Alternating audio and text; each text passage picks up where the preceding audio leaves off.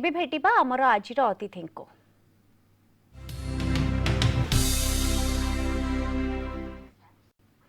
आज कलिंग सुप्रभात रे ब्रह्मपुर रु अतिथि अछंती पूर्वतन जातीय वॉलीबॉल खिलाड़ी तथा गंजाम जिला क्रीड़ा अधिकारी प्रशांत कुमार साहू तांको सहित अधिक आलोचना पई सीधासलख जिबा आम दक्षिण ओडिशा मुख्य प्रकाश पटनायक पाखकु।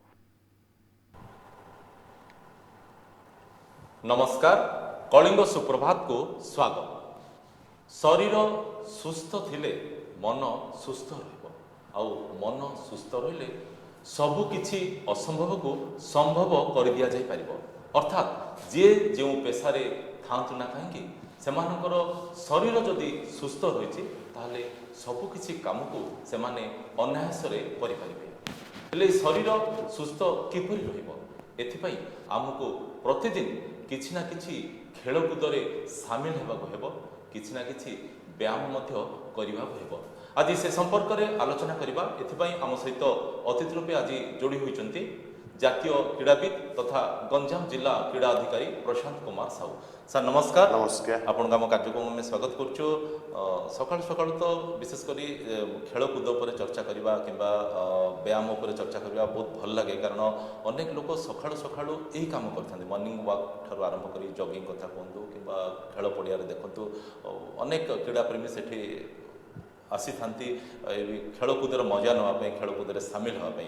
तो आज तो ये प्रसंग में आम तो ये संपर्क में आलोचना करवा, कि पूर्व मुझे आपको गोटे स्पेशल थैंक्स जनाया चाहिए एथिपाई जे ब्रह्मपुर स्टूडियो ये जो कार्यक्रम आम प्रसारण होची आज हूँ तार 50तम एपिसोड। अर्थात एमती तो प्रतिदिन आमर भुवनेश्वर मुख्य स्टूडियो यह कार्यक्रम कलिंग सुप्रभात प्रसारण होची, किंतु ब्रह्मपुर स्टूडियो प्रसारण ये हूँ 50तम एपिसोड चलित वर्षर। एथिपाई आपको अनेक अनेक धन्यवाद जनाऊँ। आज आप आम सहित अतिथि रूप जोड़ी होती यह सहित आमर अगणित प्रिय दर्शक को मो आमर संस्था तरफ विशेषकर ब्रह्मपुर स्टूडियो तरफ अनेक अनेक कृतज्ञता जनाऊँ एथिपाई जे से आम सहित सब जोड़ी होती कार्यक्रम में सहित से आमको बहुत भल पाँच। तो आज प्रसंग आरंभ करवा कार्यक्रम आरंभ करवा विशेषकर जो खेल पर आम आलोचना करुचे आपण जातीय स्तर में गोटे क्रीड़ाविद रूपे निजर परिचय सृष्टि कर। तो प्रकृति में आप खेलु खेलु खेलाड़ी हेले ना कि गोटे लक्ष्य रखिक आप स्तर में पहुँचते? देखो प्रथम पटनायक को आपको कंग्रेचुलेसन जनाऊँ यहाँ 50 एपिसोड रे मते इनवाइट करथिबारु। मो एक्चुअली इंस्पिरेशन हली मोर इन फ्रंट ऑफ गोटे स्पोर्ट्स कॉम्प्लेक्स अच्छी वॉलीबॉल कॉम्प्लेक्स सेठी मो 8th 9th क्लास पढ़ुली। तो ये पिला माने जो खेल जातीय स्तर खिलाड़ी मानू देखी समस्त एम्प्लॉयड एजी ऑफिसर से स्पोर्ट्स कोटा भुवनेश्वर सहर में मुझे सेठी मो घर आगे जस्ट गोटे वॉलीबॉल पड़िया थिला। सेठी छोट पिला थिली 8th 9th क्लास रे मोर गोटे खेल प्रति आग्रह है। से जड़े मोर कोच थे हरिपद शतपथी से मोर इनिशियली ट्रेनिंग आरंभ करते। मोर हाइट देखी प्रथम से डाकिले डाकिला हठात से ट्रेनिंग नहीं वर्षे 2 वर्ष भितर गोटे university player initially then after university खेलला मु Cuttack SAI sports hostel admission नेली जोटी कि मोर द्वितीय coach Samarendra Mahapatra under training नेली। जो खेल प्रथम देखिले आपनकर घर सम्मुख कथा जो कहते खेल पड़िया खेल होता भलीबॉल खेलुले खेलाड़ी माने, तो से खेल देखिए आकर्षित हेले। हाँ खेल देखिए तो आप क्रिकेट देखी था बोले क्रिकेट प्रति नहीं प्रथमे टिके इनिशियली क्रिकेट प्रति बैट बॉल चलती किंतु से आम समय क्रिकेट रो जो प्रचार प्रसारण थिला से नथिला जो भलीबॉल रो प्रचार प्रसारण थिला। हठात मोर हाइट एडवांटेज भी थिला एते हठात मु खेलला पर संगे संगे विदिन 1-2 इयर्स माने कोन पिला बळ लंबा चौड़ा थिले? हां लंबा चौड़ा थिले मोटा नहीं फिजिकल फिट थिले गोटे बर्न गॉड गिफ्ट थिला जोटी कि मो हाइट सहित मोर जंपिंग एबिलिटी थिला। हठात इंस्पिरेशन लेके विदिन 1-2 ईयर रे मो रिपेंट कली नेशनल रिपेंट कली। तापरे मते खुशी लागिला से स्कूल कैरियर रे प्रतिनिधित्व कर। हां स्कूल कैरियर रे प्रथमे मो आरंभ कली इंटर स्कूल रे स्कूल स्टेट खेलली, तापरे जूनियर नेशनल में खेलली, उत्कल यूनिवर्सिटी भी कैप्टन थिली। तापरे आस्ते आस्ते विदिन 1-2 इयर्स तापरे साई स्पोर्ट्स हॉस्टल पसिला पर मोर हठात डेवलप होला। तापरे जातीय स्तर में मो ଭାଗ ନେଲି। ତ ଖେଳକୁଦରେ ମନ ବଳାଇବା ପାଇଁ ହେଲେ ଖେଳକୁଦରେ ନିଜର ଗୋଟେ ସ୍ୱତନ୍ତ୍ର ପରିଚୟ ସୃଷ୍ଟି କରିବା ପାଇଁ ହେଲେ ପ୍ରଥମେ କ'ଣ ଆମର ଦରକାର ମାନେ ଆମେ କେମିତି କହିପାରିବା ଯେ ନାଇଁ ବର୍ତ୍ତମାନ ଏ ପ୍ରକାର ଶରୀର ଏ ପ୍ରକାର ଷ୍ଟ୍ରେଂଥ ଏ ପ୍ରକାର ଷ୍ଟେମିନାକୁ ନେଇକି ମୁଁ ଆଗକୁ ବଢ଼ିପାରିବି? ଦେଖନ୍ତୁ ସମସ୍ତଙ୍କୁ ଆଜିକାଲି ଯେଉଁ ଦୁନିଆରେ ସମସ୍ତଙ୍କୁ ଫିଟନେସ୍ ରହିବା ଦରକାର, କିନ୍ତୁ ଗୋଟେ ସୁନ୍ଦର ଖେଳାଳି ହେଲେ ଆପଣଙ୍କର ଗୋଟେ ସ୍ମାର୍ଟନେସ୍ ବଢ଼ିବ, ଅନ୍ୟାନ୍ୟ ଶରୀର ସୁସ୍ଥ ରହିବ ଏବଂ ଯଦି ଗୋଟେ ଖେଳାଳି ହେବା ପାଇଁ ଗୋଟେ ବର୍ନ କ୍ୱାଲିଟି ଦରକାର, ଗଡ୍ ଗିଫ୍ଟ ଅଛି। ଯେମିତି ଆପଣ ଡ୍ୟାନ୍ସ ଫ୍ୟାନ୍ସ ଯେମିତି ଦେଖୁଛନ୍ତି ତାର ଗୋଟେ ଇନର କ୍ୱାଲିଟି ଅଛି, ଗଡ୍ ଗିଫ୍ଟ ଅଛି। ତାକୁ କିଛି ଆମେ ପଲିସ୍ କଲେ, ଟ୍ରେନିଂ ଦେଲେ ହଠାତ୍ ତାକୁ ଡିଫରେଣ୍ଟ ଛୋଟ 12th ଇୟର୍ସ ଷ୍ଟାର୍ଟିଂଟାରେ ତାକୁ ସେଇ ଏଜ୍ରେ ସେ ଛୋଟ ଛୋଟ ପିଲାଙ୍କୁ ନେଲା ପରେ ଆମେ ବିଭିନ୍ନ କ୍ୟାଟେଗୋରୀରେ ଯେ is fit for volleyball, is fit for basketball, in different କ୍ୟାଟେଗୋରୀରେ ଆମେ ସେଠି ଡିଭାଇଡ଼ କରିଦେଉ। କଲାପରେ ଆମେ ସେମାନଙ୍କୁ ସେଇ ଡିସିପ୍ଲିନରେ ଟ୍ରେନିଂ ଦେଉ। ଆଚ୍ଛା, ଗୋଟେ ପିଲା ଦିନରୁ ଜଣାପଡ଼େ କି ଯେମିତି ଆମେ କହୁ ଯେ ତୁଳସୀ ଦୁଇ ପତ୍ରରୁ ବାସେ, ଠିକ୍ ସେପରି ଜଣାପଡ଼ିଯାଏ କି ଯେ ଗୋଟେ ଶିଶୁ ପ୍ରତିଭାରୁକା ପ୍ରକୃତରେ ପିଲାଟା ଖେଳରେ କେତେ ଦୂର ଆଗେଇ ପାରିବ, କେତେ ଦୂର ନିଜର ପରିଚୟ ସୃଷ୍ଟି କରିପାରେ, ସେମିତି ଜଣାପଡ଼େ? ଦେଖନ୍ତୁ ଆମର ଗୋଟେ ହଷ୍ଟେଲ ସ୍କିମ୍ ଅଛି, ଡିଫରେଣ୍ଟ ସ୍ପୋର୍ଟସ ହଷ୍ଟେଲ ଅଛି। ସେ ହଷ୍ଟେଲରେ ପିଲାମାନେ ଆଡ଼ମିସନ୍ ହେଉଛନ୍ତି, ସେତେବେଳେ ଆମେ ଗୋଟେ ସ୍କ୍ରିନିଂ ଟେଷ୍ଟ କରୁ, ସେଇଟା ଟ୍ୟାଲେଣ୍ଟ ସ୍କାଉଟିଂ ପ୍ରୋଗ୍ରାମଟା। ସେଇ ଟେଷ୍ଟରେ ଆମେ ଜାଣିଦେଉ ଯେ ପିଲାର ଖେଳର ଡେଭଲପ୍ ହେଇପାରିବନି। ସେ ବ୍ୟାଟେରୀ ଟେଷ୍ଟ ଗୁଡ଼ାକରେ ସେମାନେ ପାସ୍ କରନ୍ତି। ସେଇ ଫିଜିକାଲ ଫିଟନେସ୍ରେ ଆମେ ସେଇଥିରୁ ଆମେ ଜାଣିପାରୁ ଯେ ପିଲାଟି ଖେଳପତି ହେବ ଏବଂ ତାର ଲାଇଫ୍ରେ ଫ୍ୟୁଚରରେ ଇମ୍ପ୍ରୁଭେସନ୍ କରିବ। ଯେତେବେଳେ ବି ଗୋଟେ ଖେଳାଳି ଜାତୀୟ ସ୍ତରରେ ଆନ୍ତର୍ଜାତୀୟ ସ୍ତରରେ ନିଜର ସ୍ୱତନ୍ତ୍ର ପରିଚୟ ସୃଷ୍ଟି କରିପାରନ୍ତି, ଅନେକ ପଦକ ଜିତନ୍ତି, ସେତେବେଳେ ସାଧାରଣତଃ ଅନ୍ୟ ବାପା ମା ମାନେ ଯେଉଁମାନେ କି ଦେଖନ୍ତି ଯେ ଗୋଟେ ଅମକ ପିଲା ଜାତୀୟ ସ୍ତରରେ ଆନ୍ତର୍ଜାତୀୟ ସ୍ତରରେ ସୁନାମ ଅର୍ଜନ କରୁଛି, ସେତେବେଳେ ତାଙ୍କର ମନରେ ଗୋଟେ ଆସେ ଯେ ମୋ ପିଲା କାହିଁକି ସେ ସ୍ତରରେ ପହଞ୍ଚି ପାରିବନି। ସେତେବେଳେ ସେମାନେ ଗୋଟେ ପିଲାକୁ ମଧ୍ୟ କହନ୍ତି ତୁ ବି ଖେଳ ପଡ଼ିଆକୁ ଯା, ତୁ ବି ଖେଳେ, ଏଇ କେତେବେଳେ ବକ୍ସିଂ କଥା କୁହନ୍ତୁ କିମ୍ବା ୱେଟ୍ ଲିଫ୍ଟିଂ କଥା କୁହନ୍ତୁ କିମ୍ବା ଆଥଲେଟ୍ କଥା କୁହନ୍ତୁ, ଏ ପ୍ରକାର ଯେଉଁ ଗୋଟେ ମନୋଭାବ ଆସେ ବାପା ମା ମାନଙ୍କର, ସେମାନଙ୍କୁ ଆପଣ କ'ଣ କହିବେ? ଦେଖନ୍ତୁ ଇନିସିଆଲି ଆମେ ଯେତେବେଳେ ଆମେ ଖେଳିବାକୁ ଯାଉଥିଲୁ ସେତେବେଳେ ଯଦି ଖେଳ ପ୍ରତି ସେ ବାପା ମା ମାନେ ଅବଷ୍ଟାକଲ୍ କରୁଥିଲେ, କିନ୍ତୁ ଗୋଟେ ଇନର କ୍ୱାଲିଟି ଥିଲା। ମୁଁ ଲୁଚିକି ଯାଇ ଖେଳିଲା ପରେ ମୁଁ ଯେତେବେଳେ ଗୋଟେ ଜାତୀୟ ସ୍ତର ଖେଳାଳି ହେଇପାରିଲି, ବାପା ମା ମାନେ ବହୁତ ଖୁସି ହେଲେ, ଇନ୍ସପାଇରେସନ୍ କଲେ। ଆମ ଘରର ଯେଉଁ ଫ୍ୟାମିଲିର ଅଦର୍ସ ମେମ୍ବର୍ସ ମାନଙ୍କୁ ୱିଥ୍ ଷ୍ଟଡି ସ୍ପୋର୍ଟସମ୍ୟାନ୍ ହେବା ପାଇଁ ଇଣ୍ଟରେଷ୍ଟ ଦେଲେ। ବହୁତ ଖୁସି ଲାଗେ ତାଙ୍କୁ ଯେ ଗୋଟେ ଜାତୀୟ ସ୍ତର ଖେଳାଳି ବିଭିନ୍ନ ଓଡ଼ିଶା ସାରା ଦେଶ ସମସ୍ତେ ଯେତେବେଳେ ଦେଖନ୍ତି ଘରେ ଖୁସି ହୁଅନ୍ତି। ଏବଂ ସ୍ପୋର୍ଟସମ୍ୟାନକୁ ସୃଷ୍ଟି କରିବା ପାଇଁ ହେଲେ ଆଜିକାଲି ବହୁତ ବାପା ମା ମାନେ ଚାହିଁଲେ ହେବ କି? ଦେଖନ୍ତୁ ପ୍ରକୃତରେ ଯଦି ଗୋଟେ ପିଲାର ଗୋଟେ ଆସକ୍ତି ରହିଥିବ, ରୁଚି ରହିଥିବ ସଙ୍ଗୀତ ପ୍ରତି କିମ୍ବା ନୃତ୍ୟ ପ୍ରତି ରହିଥିବ, ତାକୁ ଯଦି ଆମେ କହିବା ତୁ ଗୋଟେ ଭଲ ଖେଳାଳି ହୋ, ବାପା ମାଙ୍କର ଗୋଟେ ଚାପ ରହିବ, ତାଙ୍କର ଘର ଲୋକଙ୍କର ଗୋଟେ ଚାପ ରହିବ, ତାହେଲେ ସେ ପିଲା ଦେଖନ୍ତୁ ବାପା ମାଙ୍କ ସହିତ ସେ ପିଲାର ବି ଇନର ଇଣ୍ଟରେଷ୍ଟ ରହିବା ଦରକାର। କାହିଁକି ଏଇଥିରେ ଟିକେ one type of indirect labour, ଯେମିତି ଗୋଟେ ଲେବର ଗୋଟେ ଫିଜିକାଲି ପରିଶ୍ରମ କରିକି ଯେମିତି ମାଟି ଆଣିକି ଯେମିତି ପରିଶ୍ରମ କରୁଛି, ଗୋଟେ ଇନଡାଇରେକ୍ଟ ଲେବର ବହୁତ ହାର୍ଡସିପ୍ କରିବାକୁ ପଡ଼ିବ, ଷ୍ଟଡିରେ ବି ଏଫେକ୍ଟ ପଡ଼ିବ। କିନ୍ତୁ ସାଇମଲ୍ଟେନିୟସଲି ଯଦି ଷ୍ଟଡି ସହିତ ଗୋଟେ ସ୍ପୋର୍ଟସମ୍ୟାନ୍ ହେଇପାରିବ, ତାର ଚାକିରି ସହିତ ଅନ୍ୟାନ୍ୟ ଫ୍ୟାସିଲିଟିର ନିଶ୍ଚିତ ଭାବରେ ସୁବିଧା ରହିବ।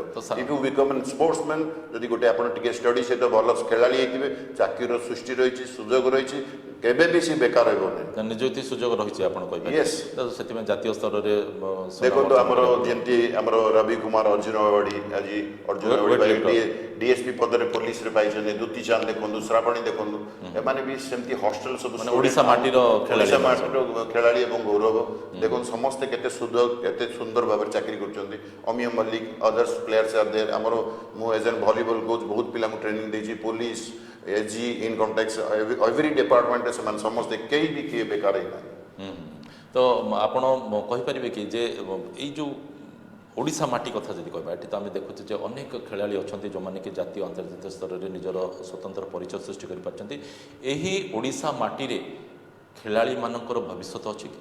ନିଶ୍ଚିତ ଭାବରେ ଦେଖନ୍ତୁ ସରକାରଙ୍କର ଏବେ ସ୍ପୋର୍ଟସ ଫ୍ୟାସିଲିଟି ବହୁତ ଫ୍ୟାସିଲିଟି ଦେଉଛନ୍ତି, ବିଭିନ୍ନ ଜାଗାରେ ଇନଫ୍ରାଷ୍ଟ୍ରକ୍ଚର ହେଉଛି, new model update model infrastructure ଦେଖନ୍ତୁ। ଆଗ ଲୋକ ସମସ୍ତେ ଭୁବନେଶ୍ୱର ପାଇଁ ଇନଫ୍ରାଷ୍ଟ୍ରକ୍ଚର ଦେଖୁଥିଲେ, ଏବେ ଗଞ୍ଜାମ ଜିଲ୍ଲାରେ ବି ବିଭିନ୍ନ ପ୍ରକାର infrastructure in comparison to Bhubaneswar. ଦେଖନ୍ତୁ ଆମର ଷ୍ଟାଡିୟମ ଏକ୍ସପାନ୍ସନ୍ ହେଉଛି, ଅଦର୍ସ ଫ୍ୟାସିଲିଟି ଇଣ୍ଡୋର ଷ୍ଟାଡିୟମ ହେଉଛି। ଏଇଟା ଆଉଟସୋର୍ସିଂରେ ମଧ୍ୟ high level high performance training भी फैसिलिटी देउछन सरकार का तरफ रु विभिन्न एबे स्पोर्ट्स प्रति गुरुत्व दिया जाउछन बहुत माने पंचायत स्तर रु आरंभ करी Yes. महानगर निगम पर्यंत पंचायत लेवल रु आरंभ करी ब्लॉक लेवल रु आरंभ करी महानगर निगम रु आरंभ विभिन्न प्रकार ग्रामांचल रे मध्ये mini play field open gym other facility सरकार ना तरफ केवल भित्तिभूमिर विकास करा होछि ना खेलाड़ी किछि सृष्टि करा जाय पारछि बहुत खेलाड़ी सृष्टि करा खेल सहित इंफ्रास्ट्रक्चर विकास सहित विभिन्न ग्रामांचल जो मैंने सुविधा पाई पारना से नियर अबाउट प्रैक्टिस करने सरकार तरफ विभिन्न प्रकार विभिन्न ब्लॉक रे mini gym open gym mini stadium ये सब प्रकार फैसिलिटी दिया गुरुत्व दिखाई इवन भी हाई लेवल ट्रेनिंग देवाई सरकार तरफ सुविधा सुजोग देखो गोटे खेलाड़ी हिसाब से आपण कौन भावुं जो कि राज्य सरकार ओडिशा सरकार आमर गोटे अंतर्जातीय विश्व हॉकी प्रतियोगितार आयोजन करते तार प्रकृत में केते प्रभाव पड़ता जो खेलाड़ी माने हॉकी प्रति टिके आकर्षित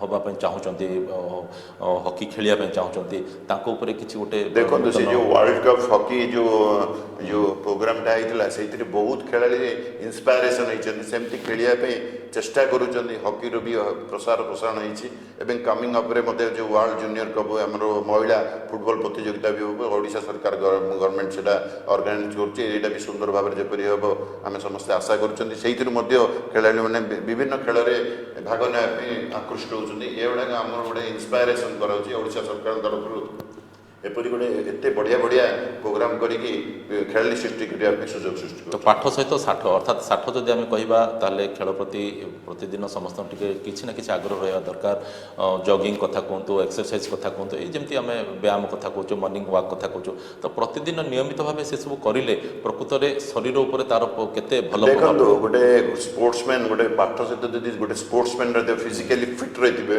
आप नेचुराली गोटे सबू जिनस काम करने आग देखो फुर्ती लगे एवं गोटे आम जो कोरोना जो गोटे एफेक्ट प्रभाव पड़ी से देखो स्पोर्ट्समैन मैंने केते एफेक्टिव बेसी होना कहीं दे आर फिजिकली फिट माने power body build power everything physically ठीक रही रोग प्रतिरोधक शक्ति रोग हाँ रोग प्रतिरोधक शक्ति रही तो से आप गोटे खेलाड़ी हिसाब से जातीय स्तर खेलाड़ी हिसाब से विशेषकर गंजाम जिलार क्रीड़ा अधिकारी हिसाब से कौन आम दर्शक मान कौन कहे मु समस्त को कहूँ आपणकर समस्त छोट छोट पिला प्रथम समस्त फिजिकली फिट रखु पाठपढ़ा सहित भल खेलाड़ी सृष्टि करने चेष्टा करूँ निश्चित भाव में जब गोटे भल खेलाड़ी हो पार आम ओडिशा सरकार तरफ विभिन्न प्रकार सुजोग रही चाकरी सुविधा जब गोटे पिला जब भल खेलाड़ी हे केबे भी बेकार रही निश्चित गोटे सरकारी चाकरी पाइब तो भल खेलाड़ी हवा सहित एति आम कहवा जो मैंने खेल प्रति आग्रह रखिंट से भल खेलाड़ी हूँ और साधारण पिला माने जो माने कि अन्य दिग प्रति आग्रह प्रकाश कर चाकरी प्रति आग्रह प्रकाश कर नियमित भाव प्रतिदिन किसी ना कि एक्सरसाइज करूँ जहाँफल कि शरीर सुस्थ शरीर सुस्थ रही मन सुस्थ मन सुस्थ रही सब सब क्षेत्र में फिट पढ़ा सहित समस्त पेरेंट को अनुरोध करुँच पढ़ा सहित से माने सब बेले पिला एक्सरसाइज फिट रखु बॉडी फिट कौन सी जिनस ड्रेस ठू आरंभ कर एवरीथिंग लुक स्मार्ट रे सब यंग रे ओके तो वर्तमान आम तो घंटा सूचाई देलानी समय हो आम बर्तमान आम मुख्य स्टूडियो को फेरी जावा आम कार्यक्रम ये रखा मुख्य स्टूडियो आम दीप्ति अच्छा फेरी जावा नमस्कार नमस्कार बहुत बहुत धन्यवाद प्रकाश सीधासलख आलोचना करथिले पूर्वतन जातीय भलीबॉल खेलाड़ी तथा गंजाम जिला क्रीड़ा अधिकारी प्रशांत कुमार साहू सहित तेज बुलेटिन समय सरी कलिंग सुप्रभात को एठी रखुछु नमस्कार।